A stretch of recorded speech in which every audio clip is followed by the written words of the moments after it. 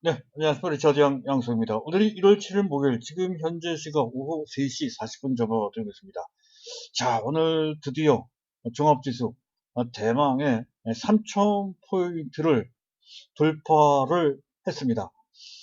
자, 그것도 뭐 간신히 돌파한 정도가 아니라 아주 시원스럽게 돌파를 했다는 건데, 자, 이런 정도의 지수 탄력성 내지 시장 분위기 등을 고려해 봤을 때, 자, 종합지수는 새로운 목표치 4,000포인트까지 올라가는 것이 그렇게 어려울 것 같지도 않고요.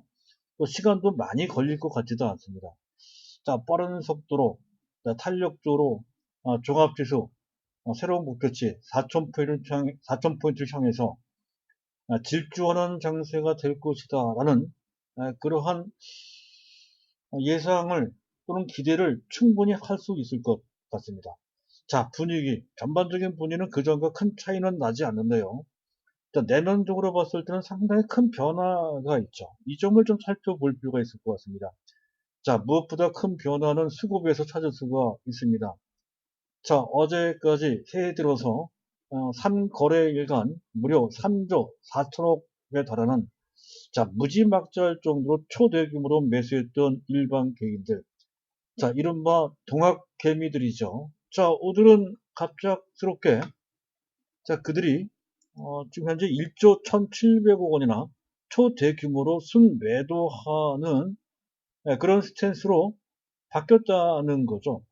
반면에 기관들은 1조 넘게, 그 중에서도 금융투자는 1조 6천억 정도나 초대규모로, 어제까지만 하더라도 초대규모로 매도를 하며 꼬리를 내렸던 그들이 어제보다 훨씬 비싼 가격에 오히려 더 크게 매수했다라고 하는 그런 변신을 했다는 건데, 이건 또 대체 무엇인지 말이죠.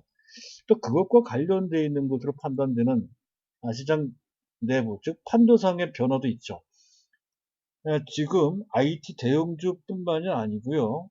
전통산업, 이른바 굴뚝주들, 철강, 기계, 조선도 해당이 되고요.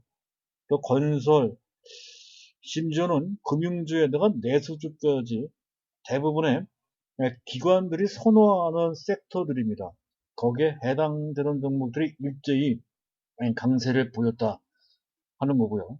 또 시장과 시장을 놓고 봤을 때는 코스닥보다는 코스피가 월등하게 탄력적인 상승이 나오고 있다는 것도, 그것 또한 상당히 큰 중대한 변화라고 할 수가 있겠습니다. 자, 이런 수급상의, 또 시장 판도상의 변화가 그렇게 쉽지만은 않은데요. 설사 어떻게 시장이 변한다 하더라도 삼성전자를 중심으로 하는 우리 포트폴리오가 돼 있는 이상, 이러한 변화는 그렇게까지 나쁠 것 같지는 않습니다. 그리고 또 한 가지 수급상 큰 변화가 있는 것은, 자, 삼성전자에 대한 대기 매도세, 대기 매물의 벽이 점점 시간이 갈수록 얇아진다라는 것을 놓고, 저는 마른 장작 효과, 현재 대기 매물이라고 하는 물기가 점점 말라서 지연스럽게 타오를 수 있는 그런 마른 장작이 된다 하는 의미로 마른 장작 효과를 강조드린 바 있었는데요. 지금 그 효과가 삼성전자에 국한된 것이 아니고 시장 전체로 확산되는 그런 분위기인 것 같습니다. 저는 삼성전자뿐만이 아니죠. 최근 들어서는 계속해서 LG전자, LG전자 보십시오. 12월 23일 날 상한가를 침범했었는데요. 그 다음날 음봉이 나왔을 때, 그 당시 설사 물리는 한이 있다 하더라도 이 종목 사야 된다라고 강변한 적이 있었죠. 추가적으로 여유가 되시는 분들은 거기까지 매수하죠. 삼성물산도 마찬가지고요. 뿐만이 아닙니다. 주변에, 특히 우리 종목에서 본다면, 주가, 특히 LG화학 보십시오. 90만 원까지 올라간 상태에서 그 상태에서 무려 8%나 추가 상승하는 그러한 급등세를 보였습니다. 이건 또 어떤 힘이 작용돼서 그런지 이런 것도 알아둘 필요가 좀 있겠죠. 자, 이런 분위기를 감안해서 제가 오늘 준비한 내용이 되겠는데요. 일단 수급상의 대변화는 어떤 의미를 갖고 있는지, 이 점을 살펴봐야 된다는 거죠. 계속 코스피 대형주 쪽에 초점을 좀 맞춰줄 필요가 있다 하는 그런 결론이 되겠습니다. 두 번째, 자, 특히 삼성전자 관련된 얘기인데요. 어, 미국의 마이크론 테크놀로지라는 업체가 있죠. 세계적인 3대 메모리 반도체 제조업체입니다. 자, 이 업체가 미국의 테슬라 못지않게 최근에 크게 각광받고 있다라고 하는 건데요. 최고의 종목이 될 것이다라고 하는 의견이 여기저기서 속출하고 있습니다. 그것을 반드시 알아두실 필요가 좀 있겠죠. 그것을 알아두시면 최근 들어 삼성전자에 대한 외국인 매도세가 보통이 아닙니다. 그 매도세가 나온다 하더라도 전혀 걱정할 필요가 없다는 것을 알 수가 있을 것입니다. 또 실적과 관련돼서 큰 어떤 현재 뭐랄까요? 실제 갑자기 어, 갑자기 증가될 수 있다라고 하는 것에 대한 어느 정도의 예상도 할 수 있을 것 같습니다. 자, 그리고 모비스 또 LG화학은 시간이 가면 갈수록 LG화학이 2차 전지 외에 현재 기존 본업과 관련된 기타 다른 성장 동력과 관련된 또 다른 진가가 있습니다. 그런 것도 좀 알아두실 필요가 좀 있다는 거죠. LG화학은 절대 팔면 안 돼요. 왜냐하면 최근 들어 일반 개인들이 가장 많이 매도한 종목이 LG화학이기 때문에 그렇습니다. 그래서 혹여 이 방송을 현재 청취 내지 시청하시는 분들은 최소한 LG화학을 절대 팔면 안 된다는 것을 알려드리기 위해서 그 내용을 좀 설명드릴까 합니다. 자, 현대 모비스도 모멘텀이 생겼죠. 현대 모비스, 물론 현대 모비스 또는 현대차인데요. 현대차가 다소 속도가 조금 느린 감이 좀 있긴 합니다만, 어쨌든, 그중 현대 모비스를 먼저 말씀드렸으니까, 현대 모비스를 오늘은 설명을 드릴까 합니다. 자, 순서에 맞춰서 말씀을 드릴 건데요. 그 전에 간단하게 안내 말씀드릴까 합니다. 제가 말씀드리고 있는 내용과 관련해서 또는 어떤 특정 종목이나 또는 시장 전략과 관련된 어떤 문의사항이 있으신 분들은 보고 계신 화면의 우상단에 연락처 010-2420-0553이 나가고 있습니다. 이쪽으로 문자를 남겨주시거나 직접 전화를 걸어 주셔도 되겠습니다. 자, 안내 말씀은 그 정도로 마치도록 하고요. 자, 이슈를 점검을 해보도록 하죠. 자, 미국의 조지아주의 상원 결선 투표 결과가 나왔죠. 결국 이제 민주당의 싹쓸이 하는 것 같습니다. 이를 통해서 이른바 민주당 물결, 블루 웨이브라고 하죠. 자, 이것이 사실 증시로 봤을 때에는 다소 불리하게 작동될 수 있겠다. 법인세 인상이나 각종 규제 강화 때문인데, 예, 그것 때문에 조정을 좀 깊게 내지 길게 받을 수 있다라고 하는 시각도 있었습니다만, 어제 제가 말씀드렸죠.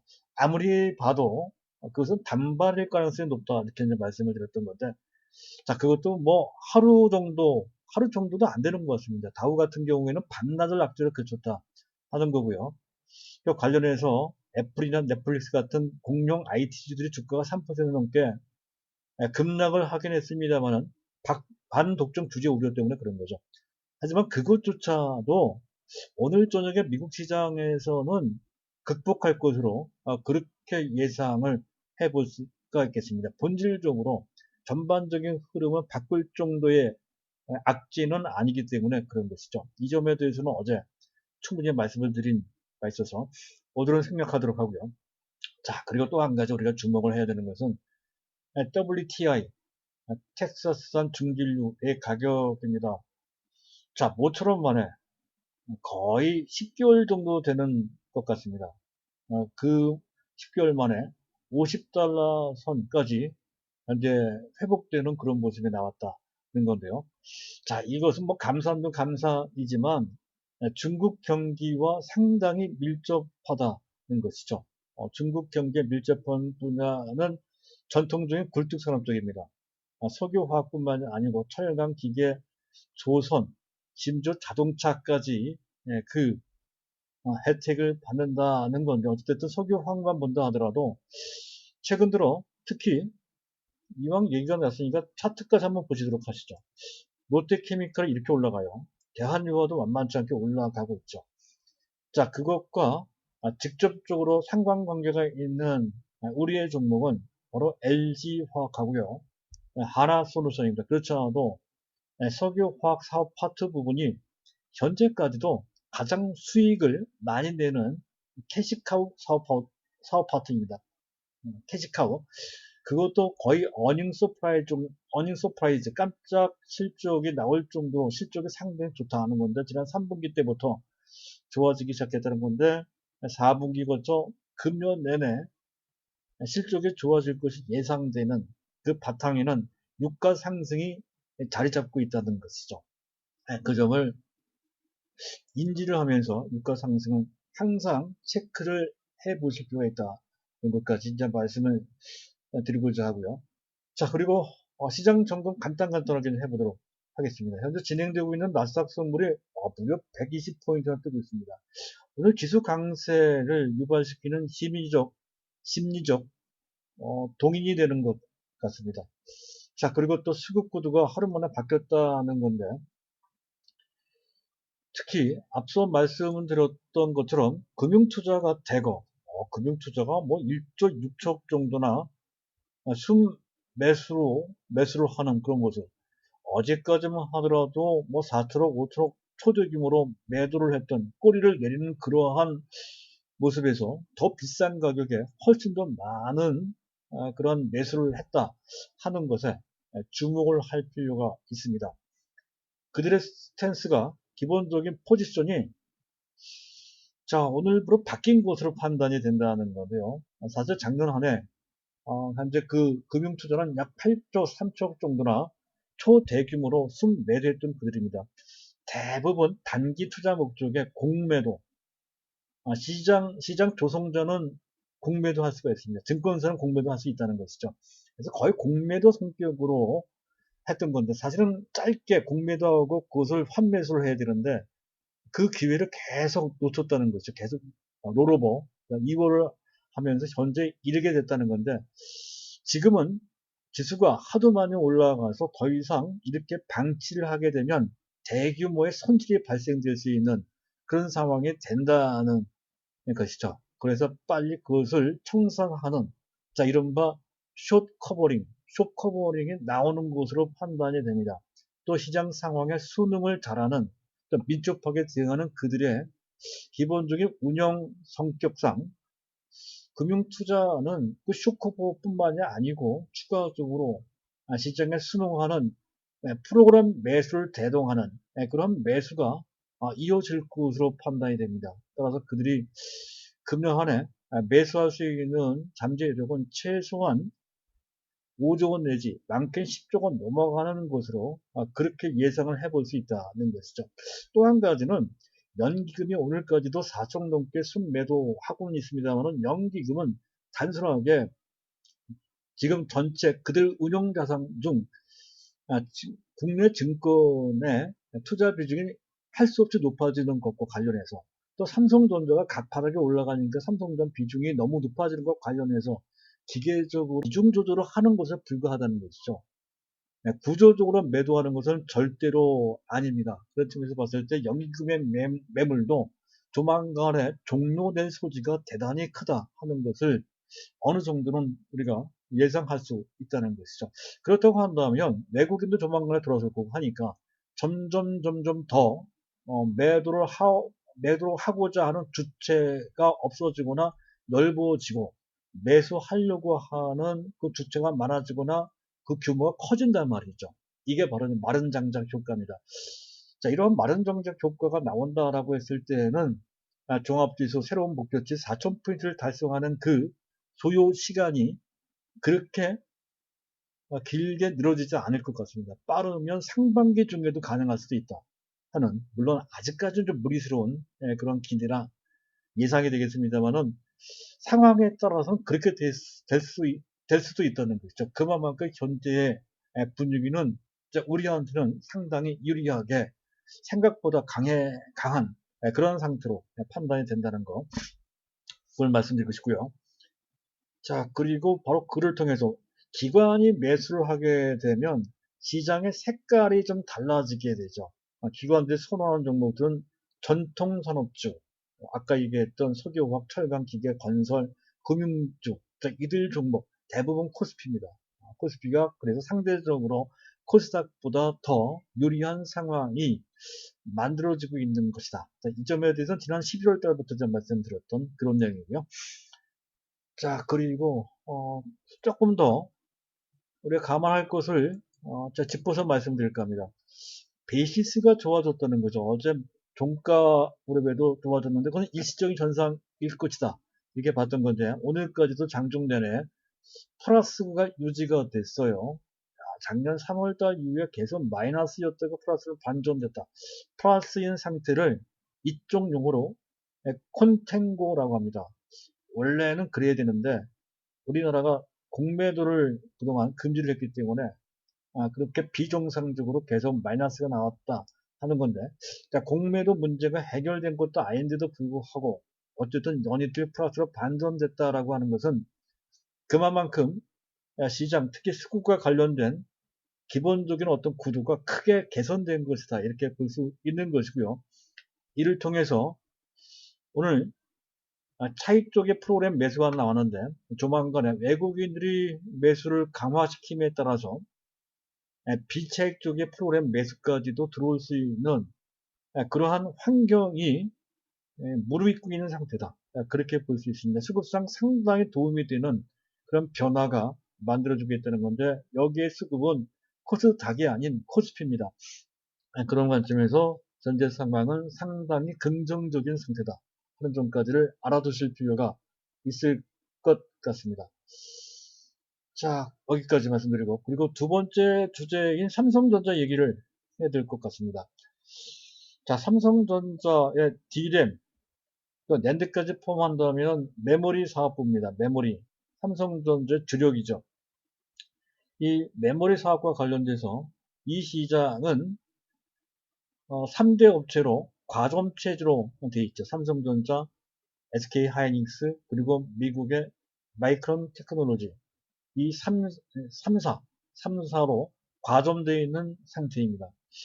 따라서 마이크론에 대한 미국 시장에서의 평가는 삼성전자의 평가와 직결된다는 것을 너무나도 쉽게 알 수가 있죠. 그런데 그 마이크론에 대한 투자 의견이 되고 크게 상향 조정되고 있다는 건데 여기저기서 마치 경쟁하듯이 그 상향 조정이 러시를 이루고 있다는 건데 잠깐 살펴볼 필요가 있습니다. 깜짝 놀랄 정도로 그 상향 조정 폭이 큽니다.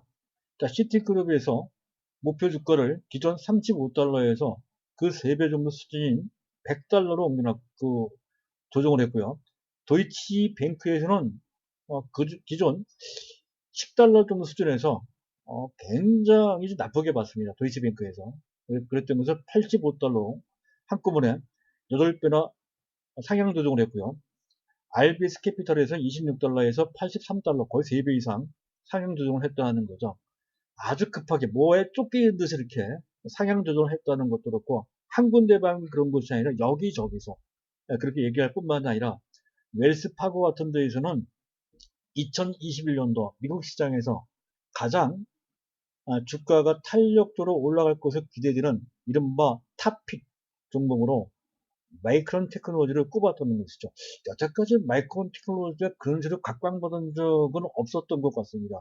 그런 정도로 뭔가 마이크론에 해당되는 큰 변화가 이제 만들어지겠다는 건데, 자, 그만큼 반도체, 메모리 분야의 업황이 빠르게 큰 강도로 개선되고 있다는 것을 뜻한다라고 하는 것이죠. 자, 여기서 한 가지 힌트를 받을 수 있는 것이 블룸버그 통신에서 나온 얘기가 되는데요. 삼성전자, SE는 삼성전자입니다. 삼성전자와 SK 하이닉스가 2021년도 금년에는 D램 투자를 늘리지 않을 것이다 라는 보도를 했어요. 자, 이 부분과 관련돼서 제가 그 전에 말씀드린 적이 있었죠. 불과 한 2주 전 정도 된 것 같은데요. 삼성전자가 평택 이 공장의 D램 생산 라인을 그 이미지 센서 생산 라인으로 전환시킨다라고 하는 내용을 제가 말씀드리면서 수급조들이 되고 공급조들이 되고 있다는 뜻을 설명드린 바 있습니다. 즉 DRAM 생산, DRAM의 수요가 늘은데도 불구하고 그 수요에 맞춰서 공급을 늘리는 것이 아니라 오히려 그 라인을 이미지 센서 쪽으로 전환시키고 있다라고 하는 것. 그만큼 생산을 어느 정도 조절을 하고 있는 측면이 있다는 것이고, 보다 더 미래지향적인 비메모리 반도체 생산 쪽으로 돌고 있다는 뜻도 들어가 있다는 것이죠. 그런데 그 내면에는 그 3사, 현재 과점 체제에 있는 그 마이크론 테크놀로지 또 하이닉스까지를 포함한 이 과점 체제 하에서 그들이 공급을 공급을 조절하는 일종의 카르텔, 노골적으로 할 수는 없습니다. 법적인 제한이 있기 때문에 그런 것이죠. 그래서 암묵적으로 카르텔이 형성되고 있는 것이다. 그렇게 약간은 인위적으로 공급 조절이 되고 있다는 것이고, 간신히 현재 라인을 유지하거나 간신히 미세와 공정 전환을 통해서 시장에서 자연스럽게 늘어나는 정도까지만 하는, 생산량을 늘리는 그런 정도만, 아주 소극적으로만 대응을 하는 그런 정도, 전체적으로 공급을 조절하는 그러한 인위적인 카르텔이 현재 형성되고 있는 것으로 그렇게 판단된다는 것이죠. 그래서 또 원래 DRAM이라고 하는 것은 시장 진입장 및 전 세계에서 가장 높은 그런 그 영역이기도 합니다. 그런 상태에도 장치산업, 해서 공급 조절이 상당히 어려운 분야이기도 하죠. 그리고 이 시장은 과점체로 되어 있다는 말이죠. 따라서 어떤 수요에 맞춰서 공급을 조절하는 것이 상당히 어려운 공급 비탄력적, 공급자 우위의 절대적인 시장입니다. 이런 경우에는 수급 균형, 현재 수요보다 공급이 어, 공급보다 수요가 많은 그런 상황에 됐을 때는 그 제품 가격, 반도체 DRAM 가격이 아주 가파르게 올라갈 소지가 높다, 이런 관점으로 보시면 된다는 거죠. 따라서 금년에 영업 반도체 DRAM 부분에 비메모리를 제외한 낸드를 포함한 메모리 사업부의 영업이익 규모가 2018년도 그 당시 사상 최고치, 반도체 메모리 분야에서만 44조 원이라고 하는 신화를 기록한 바 있었다는 건데, 그 당시 전체 영업이익 규모는 59조 중 44조가 메모리 분야에서 나온 바 있습니다. 사상 최고의 깜짝 놀랄 그런 실적이었죠. 자, 그 실적을 금년에는 좀 어렵겠지만 내년도에는 돌파할 것 같습니다. 메모리 분야에서만 그렇다는 것이죠. 메모리 분야에서만 44조의 신화를 또 한 번 갱신하는 기적이 나올 소지가 있다, 이렇게 판단이 됩니다. 메모리 분야만. 근데 그 외 다른 비메모리도 현재 보면 파운드리가 있고 또 칩 분야가 있단 말이죠. 양쪽 분야가 다 좋고요. 또 현재 휴대폰 사업도 상당한 비전을, 밝은 맑은 밝은 전망을 현재 갖고 있단 말이죠. 제반 부분이 다 좋습니다. 그래서 2021년 금년의 영업이익이 당초 시장에서 예상하고 있는 45조를 충분히 넘기고 50조 이상 올라갈 수 있을 뿐만 아니라 내년도에는 60조 이상 올라갈 가능성도 다분히 있어요. 영업이익이 말이죠. 그러면 삼성전자의 주가는 바로 20만 원 됩니다. 예, 그런 관점으로. 그래서 더욱더 지금 당장에 외국인들은 매도하는 것, 이런 거 신경 쓰지 마세요. 전혀 신경 쓸 필요가 없습니다. 삼성전자의 중장기적인 미래만 보시면 된다는 것이죠. 네, 그런 관점에서 이 마이크론에 대한 투자 의견을 급상향 조정하고 있는 그 러시, 그 현상을 우리가 제대로 파악할 수가 있을 것 같고요. 자, 그리고 마지막으로 이제 모비스하고 LG화학인데, 이왕이면 모비스의 차트를 올려놓고 설명을 드리는 게 나을 것 같습니다. 자, 모비스는 모멘텀이 있죠. 일단 현대차가 전기차, 전기차 순수 전기차도 있고 PHEV, 하이브리드 차입니다. 해서 다 합쳐서 2025년도까지 연간 100만 대 생산할 수 있는 그러한 체계로 만들어 놓겠다라고 하는 플랜을 내놨습니다. 그런 것도 일종의 모멘텀이 된다. 그걸 또 충분한 능력을 갖추고 있는 현재 업체가 바로 현대차 그룹이죠. 그런 측면. 또 실적 측면에서 본다면 현대차가 최근에 잘 적응을 하고 있습니다. 놀라운 것은 환율에 절대적으로 의존하는 사업 구성을 갖고 있는 업체가 그 현대차입니다. 근데 환율이 오히려 현대차한테 상당히 불리하게 진행되고 있음에도 불구하고 실적이 상당히 가파르게 개선되고 있다는 거죠. 중국은 아직은 아니지만 적어도 국내 시장에서 그리고 미국 시장에서 괄목할 만한 성과를 내기 시작했다는 건데 거기에 가장 결정적인 역할을 했던 것이 스포츠 유틸리티 비클입니다. SUV. 이 고부가 사업 파트죠. 이 부분 때문에 현대차뿐만 아니라 거기에 부품을 공급하는 모비스도 지난 3분기까지 약간 부진한 실적을 만회하면서 4분기 때부터 특히 금년 때부터는 실적이 가파르게 좋아질 소지가 높다라고 하는 실적 측면에서의 모멘텀도 작용되는 거고요. 또 중요한 것은 성장성 측면에서 상당한 역할을 할 것이다라고 하는 기대죠.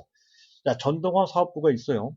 작년 한 해 실적이 그렇게 나빴음에도 불구하고, 나쁘기보다는 부진했음에도 불구하고, 전동화 사업부는 굉장히 빠른 속도로 성장하고 있다.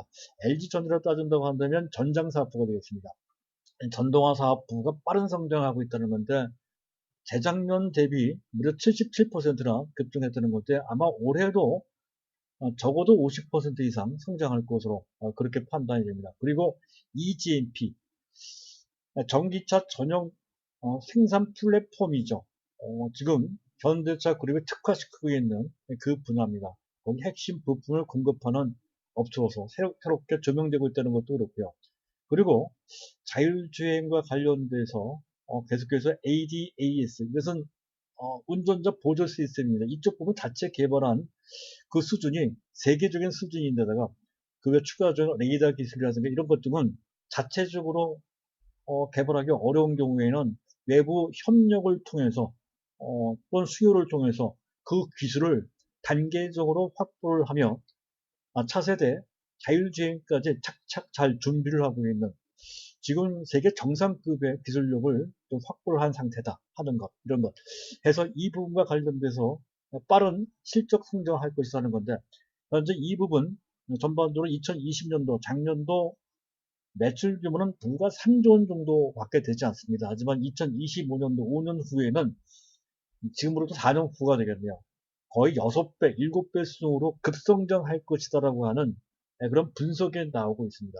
그렇다고 한다면 모비스는 그동안에 상당히 더딘 그런 행보를 벗어나 이렇게 빠르게 올라가는 이러한 흐름은 상당 기간, 만도 이상, 만도나 기타 다른 현재 미래차 못지않게 또는 그 이상으로 올라갈 수 있는 개념적인 현재 그 상승의 배경이 만들어진 것으로 판단이 됩니다. 따라서 전대차를 갖고 계신 분 전대차 계속 가져가면 되겠지만 모비스를 갖고 계신 분들은 많이 올라갔다는 이유로 해서 팔 필요가 역시 전혀 없다는 것을 알 수가 있고요. 이런 것을 통해서 본다면 모비스도 단순히 뭐 30만 원 정도 올라가는 거 여기서 만족할 것이 아니라 40만 원 이상 올라갈 수 있는 충분한 전망이 있다 하는 것까지를 감안하시고 보시면 될 것 같고요. 자, 마지막으로 LG화학인데요. LG화학, 어제 LG화학 흥국증권에서 198만원까지 올라갈 수 있다 라는 것에 대한 설명을 드린 바 있었죠. 그 흥국증권에서 얘기했던 것은 CATL은 시총이 그러니까 저는 158조입니다. LG화학은 67조 정도로서 상당한 격차를 보이고 있죠. 하지만 여러 가지 측면에서 봤을 때 LG화학의 가치가 훨씬 높다고 봐야 됩니다. 2차 전지와 관련돼서 그 기술력에 있어서나 생산 캐파 측면에서 봤을 때 또 LG화학이 관계를 맺고 있는 공급처, 거래처가 세계 각지, 굴지의 업체들입니다. 거기에 테슬라도 들어가 있죠. 이런 측면에서 봤을 때 현재 ATL보다 LG화학이 월등한 우위를 점하고 있음에도 불구하고 지금 현재 시가총액은 LG화학이 지금 CATL, 중국의 CATL보다 40% 정도밖에 되지 않는다는 것은 말도 안 된다는 거죠. 더군다나 LG화학은 2차 전지만 있는 게 아니죠. 2차 전지만 따지면 약 50조 원 정도 될 겁니다. 50조 원 정도 되는데 그렇다고 한다면 현재 CATL에 비해서 훨씬 더 우위에 현재 위치인데도 불구하고 평가는 3분의 1 정도밖에 평가를 안 받고 있다라고 하는 그런 측면이 있는 데다가 지금 미국에서 테슬라는 여러 가지 변수나 또는 현재 지금 부정적인 변화가 있음에도 불구하고 계속 승승장구하고 있습니다. 이 점은 말씀드렸었죠. 여러 가지 결점도 있지만 워낙 현재 전기차 시장이 빠른 속도로 확대되고 있기 때문에 그런 악재 내지 결점이 좀 커버되고도 남는다. 이런 설명이었습니다. 자, 그런 상황이고요. 그리고 또 한 가지는 2차 전지 외에 원래의 사업, 현재 지금 석유화학도 있고요. 첨단 소재 두 가지 분야입니다. 하나는 IT 분야가 있고요. 또 하나는 2차 전지와 관련된 소재 분야가 있습니다. 또 그 외에 그전 LG생명과학을 합병을 했단 말이죠. 인수합병을 했습니다. 그래서 바이오와 관련된 분야가 있고요.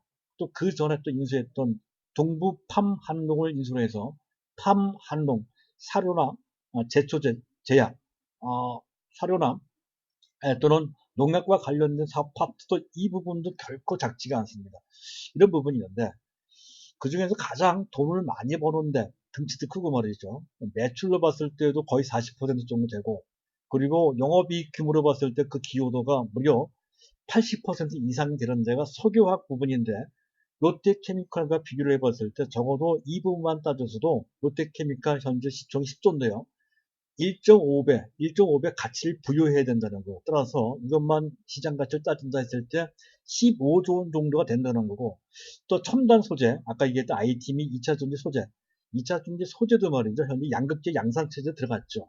거기에다 분리막도 할 수 있을 겁니다. 분리막은 고밀도 폴리에틸렌, HDPE라고 하는데요. 이게 대한유화만 하는 것이 아니라 NCC, 나프타 분해 치수를 갖고 있는 곳은 HDP는 다 만듭니다. LG화학도 당연히 그것을 만들죠. 그것도 잘 만듭니다.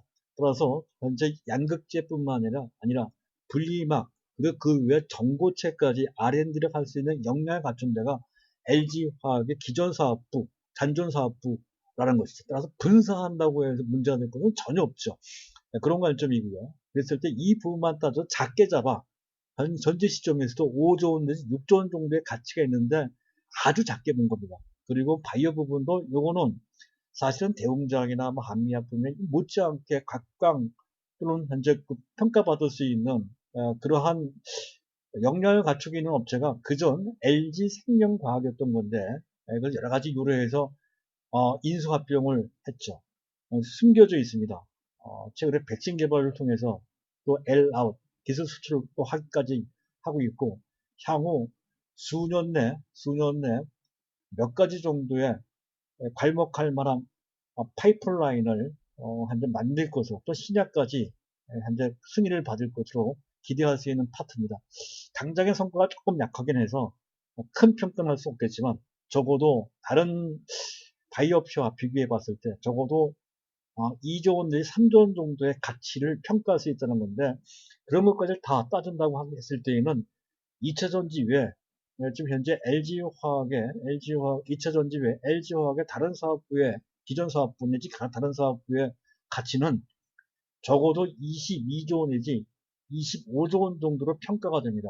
그래서 기본적으로 또 2차 전지만 따도 50조 이상 되니까 적어도 80조 내지 100조, 105조 정도의 가치를 볼 수 있다는 건데 이를 통해서 본다면 아무리 못 잡아도 LG화학은 뭐 1차 목표가 제가 120만 원 잡아드렸으니 그 정도가 아니라 지금 150만 원 내지 흥국증권에서 얘기했던 것처럼 200만 원까지도 올라갈 수 있는 그런 정도의 잠재적 가치가 좀 내재되어 있고 그것이 현재 분출되고 있는 것이다. 그렇게 판단이 됩니다.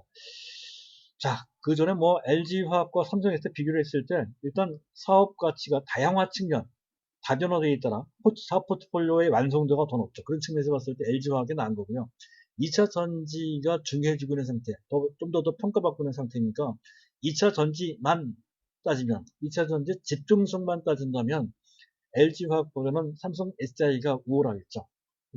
약간 차이가 있는데 어쨌든 LG화학을 갖고 계시면 LG화학대로 삼성 SDI 갖고 계시면 삼성 SDI대로 그대로 가져가시면 되는데 둘 중에 하나만 갖고 계시면 된다 하는 것까지를 다시 한번 강조드리면서 자, 오늘은 여기까지 하도록 하겠습니다. 약간 시간을 좀 많이 쓴 것 같네요. 제가 말씀드린 내용과 관련해서 공감하시거나 도움을 받으셨다라고 인정해 주실 수 있는 분들은 꼭 좋아요 버튼이나 구독 버튼을 눌러주시기 바랍니다. 감사합니다.